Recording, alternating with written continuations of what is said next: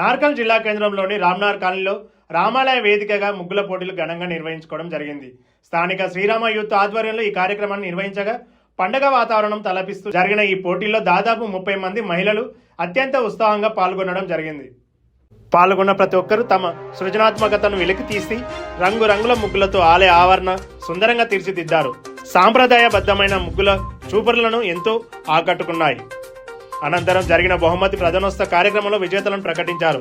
ఉత్తమ ముగ్గులు వేసిన వారికి శ్రీరామ యూత్ సభ్యులు బహుమతులతో పాటు నగదు పురస్కారాలను కూడా అందజేశారు. ఈ కార్యక్రమంలో యూత్ సభ్యులందరూ పాల్గొని కార్యక్రమాన్ని విజయవంతం చేశారు. ముగ్గుల పోటీలో